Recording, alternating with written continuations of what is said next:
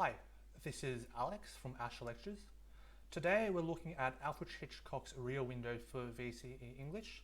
We'll specifically be focusing on how to use filmic language in your own analytical text response essays. We'll look at a few scenes in detail, highlighting the film techniques that Hitchcock utilizes. Then we'll follow each scene up with a written example, demonstrating how you'd incorporate this language into your own body paragraphs. So starting here with the opening credits, we can see the blinds on Jeff's window gradually being drawn up. So this image is meant to evoke the stage shapes, for example on a Broadway theatre stage or a cinema movie screen opening at the start of a show. So we're immediately introduced to a central theme of the movie, of voyeurism, where the moviegoer is equated to a voyeur.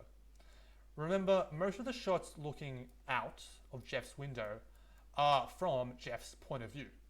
But because we, the audience, are also shown these shots, the spectator is therefore equated to the voyeuristic, cynical Jeff, who spies on his neighbours for entertainment. This is reinforced as the camera slowly zooms in towards the window. This movement is meant to parallel the audience moving forward in their seats in a movie theatre. We then get this prolonged establishing shot that pans, that is, when the camera swivels around laterally around Jeff's courtyard. The set design provides us with all of these windows to gaze into. So each of these windows separates the occupants from Jeff. But they also provide him, and by extension us, with a literal and metaphorical window to gaze into each of the residents' private lives. These individual frames within the larger frame, therefore, serve as Jeff's personal TV or movie screen. So what this demonstrates is how in 1950s urban America, despite people living physically closer together, they have drifted apart and now trivialize interpersonal connection, instead choosing to prioritize entertainment and self-satisfaction. Okay, so now we'll look at how to incorporate this language into your body paragraphs. So here's an example. Keep in mind that this isn't meant to show how you write a full body paragraph. In the broader context of this body paragraph, you could link all this stuff to, say, voyeurism or McCarthyism or whatever theme or idea your body paragraph is about. But again, this is just meant to show in isolation how you talk about the filmic language we just examined. But the first thing I want to focus on is the use of quotes.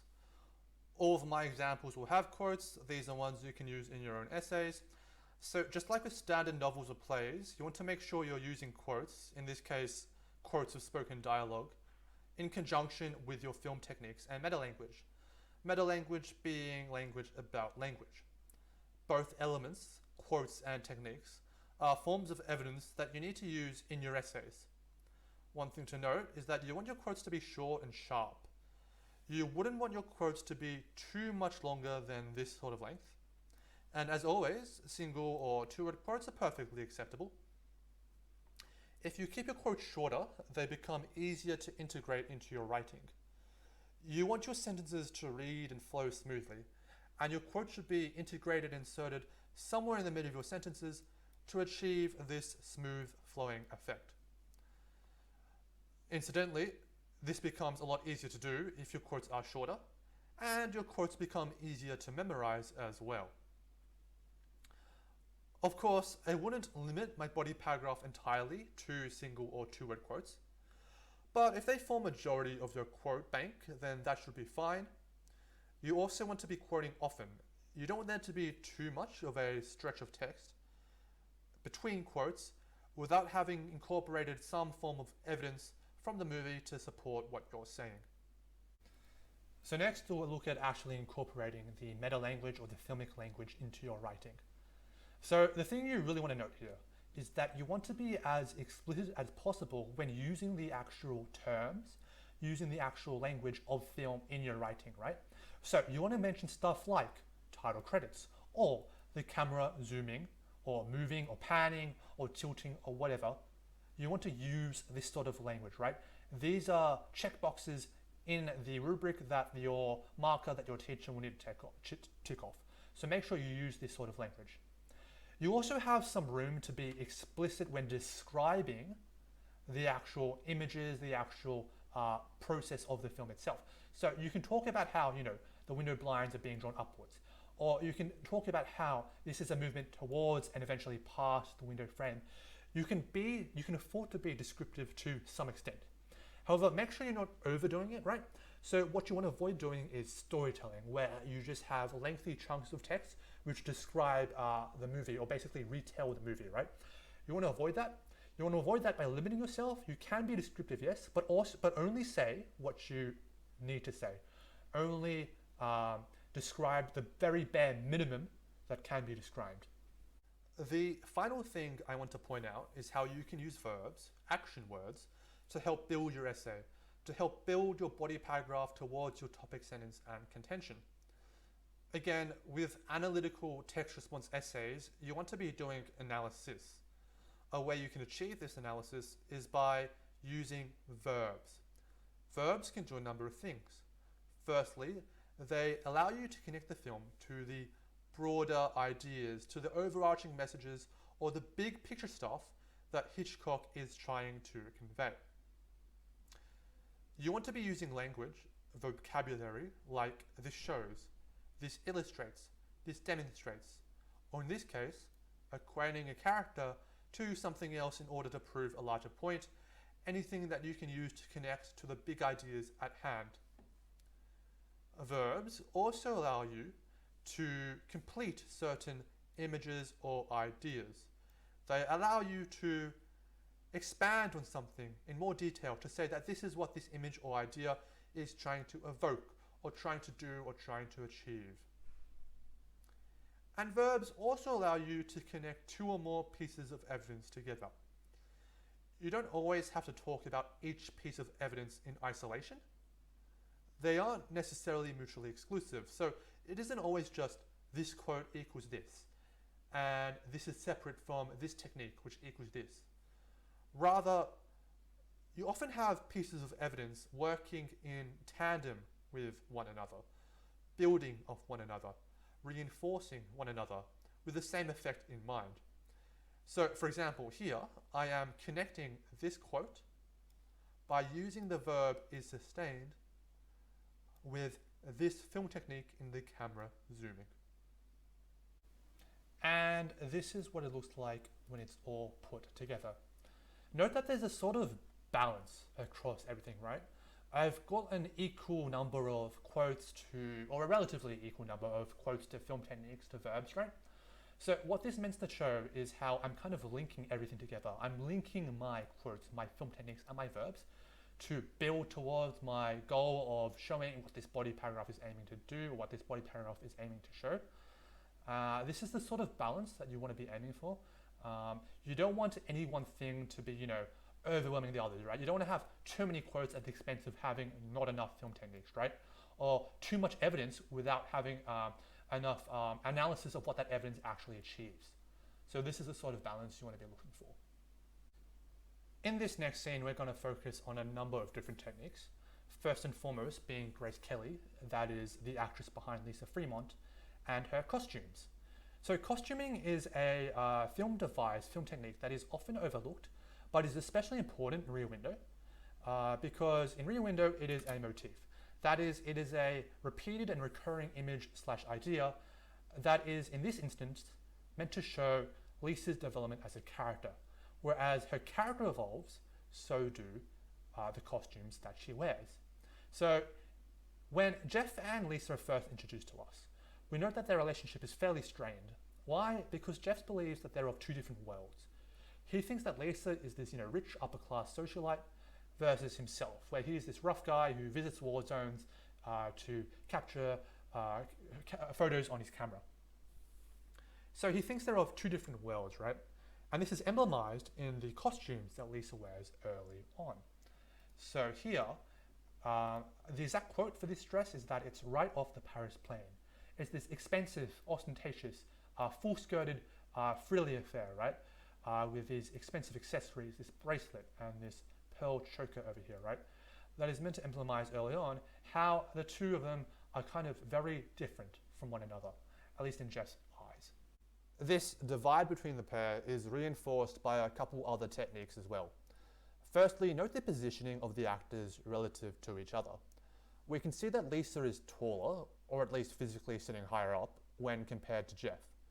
This shows that she's of a higher class world. Remember also how in the previous scene we talked about frames within the frame, where each window frame served as a personal TV or movie screen into the residents' private lives. Well, here we also have frames within the frame, but they serve a different purpose. Here we have this part of the window frame that physically divides up our pair. It acts as a partition, creating two distinct frames, or two distinct worlds, two distinct spaces, each one having a different member of our principal pair in it. So not only are Jeff and Lisa figuratively divided here, but they are physically divided as well. Also note that in the background of Lisa's frame, we can see the city. This is her world. It symbolizes how Lisa is of the city. Juxtapose that against Jeff's frame, where in the background we can see some tree foliage over here. This is symbolic of nature, of his world, of rough living and adventure. And finally, also in the background of Lisa's frame, we can see Miss Torso come into view. I think that this is meant to show is that, at least from Jeff's perspective, Miss Torso and Lisa are kind of equivalent, where they're both this social entertainer sort, of this different lifestyle to himself. They're both the queen bee sort, which is the quote. Their relationship dynamic is complicated slightly further in this particular moment. Okay, so what happened here? Firstly, note the blocking of the actors. Blocking refers to the positioning of the actors relative to one another and relative to the set. Note how Lisa's actress physically moved across. Not only that, as she moved, the camera panned across with her, as if to doubly emphasize her movement. So why is this important? Well, she's crossed over the window frame. She's crossed over the partition that was previously dividing herself from Jeff. She's left her frame to enter his frame. Complete, by the way, with the tree in the background, which symbolizes Jeff's propensity for the natural world and for adventure. This shows us that Lisa is trying to talk to Jeff on his terms. She's trying to negotiate, to communicate, to talk to him in his world. This is reinforced as we can see that Grace Kelly is trying to maintain eye contact with Jeff here. Remember that acting, facial expressions, it's another really important film technique that you can talk about. This medium shot, as in the camera captures the actors from the waist up, does a really good job at capturing both their facial expressions, but also their full body acting and movement.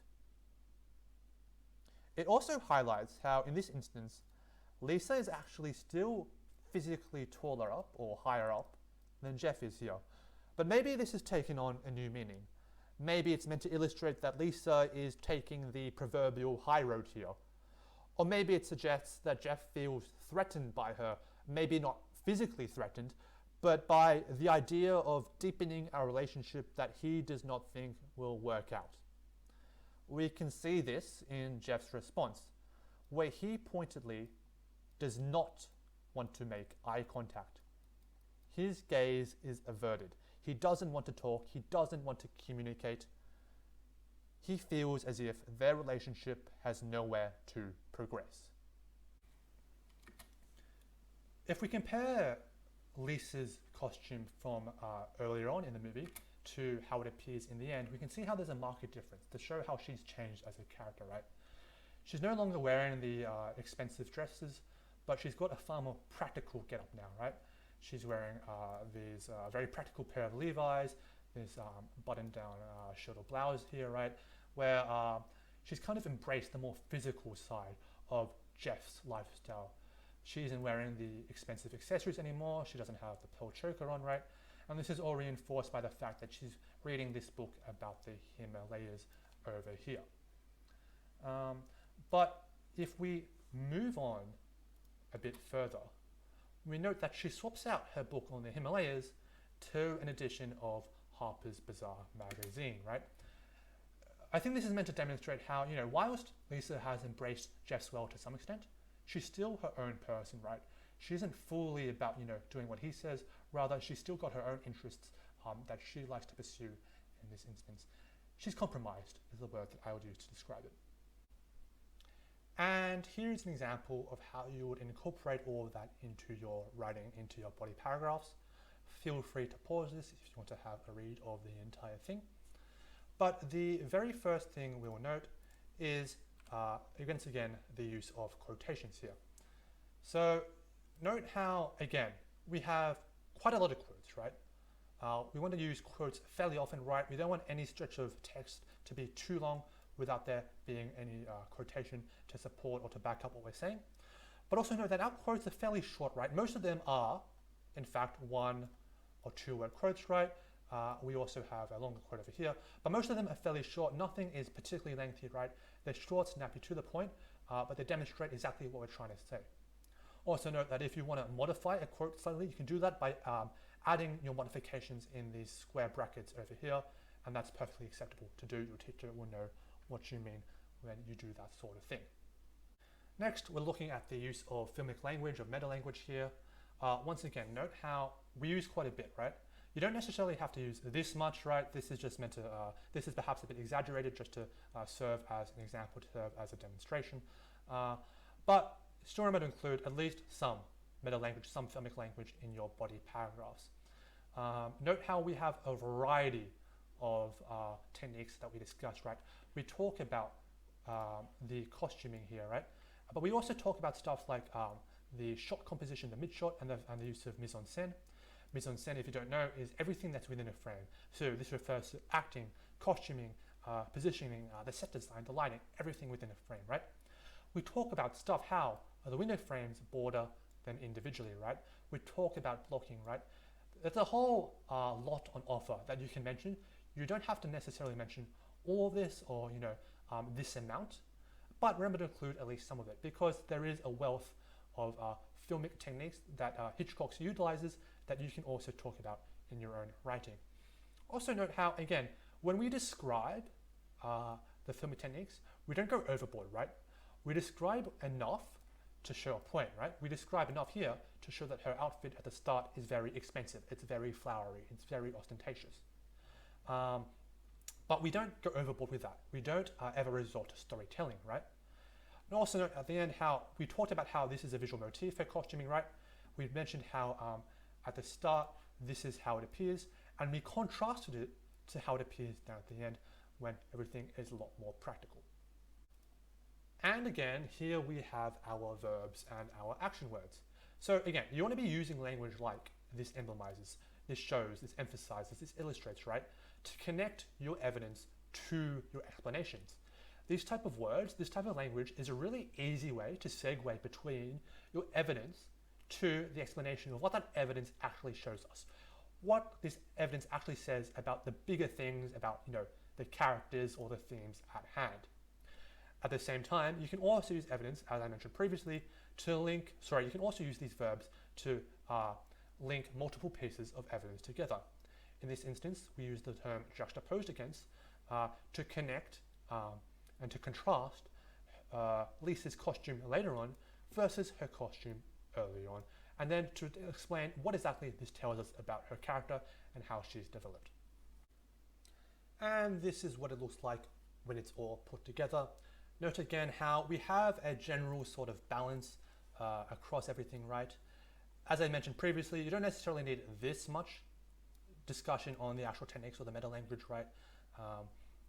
But regardless, you want there to be a sort of balanced interplay between everything. You want there to be an interplay, a relationship, a dynamic, right? Where your quotes, your film techniques, and your verbs to segue into explanations and connect things, everything is interlinked, they all build off each other. The final scene we'll look at is this one when one of Jeff's neighbours goes on a rant after she finds her pet dog has been killed. We get this very interesting shot here. Firstly, note the actor's positioning and the set design. We can see here how the couple is situated on this balcony. It's all very theatrical. It's all very Broadway-esque, as if they're in a theatre, right? And, just as in a theatre, we have spectators. Whilst previously we talked about how each of these window frames act as a personal TV or movie screen into each one of the residents' personal lives, here, once again, they reinforce this idea that despite being in such close proximity to one another, everybody is still separate. Everybody is still so far apart despite being so close together. This is all reinforced, this sense of theatre and drama is all reinforced by the use of chiaroscuro here. So chiaroscuro is the dramatic interplay between shadow and light to produce a sort of dramatic melancholy effect. In this instance, note also the use of a very interesting low angle perspective. So the camera would be positioned somewhere down here. But it also, by extension, makes the audience feel, or positions the audience as if they were down here in the courtyard somewhere looking up themselves. So the audience, while they may have entered this world, what it's demonstrating is that they too are a spectator. We too are spectating, distant, divided, looking on this poor woman who's pouring her heart out, who's going through all these emotions, and we're looking at it as some sort of entertainment. Even though while others might be a little bit sympathetic, many others are also just here to gawk. This sense of theatre, this idea of people coming to gawk, is especially apparent with all the party goers at the songwriter's apartment, right? Everybody is dressed up in their finest, everybody's wearing very expensive clothing, we've got some tuxes, we've got some very nice dresses over here.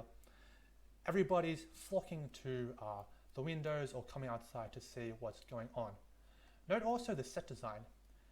With the curtains up here as well, it's almost like an opera box in a theatre, which only reinforces the notion that this is all some sort of entertainment for these people here.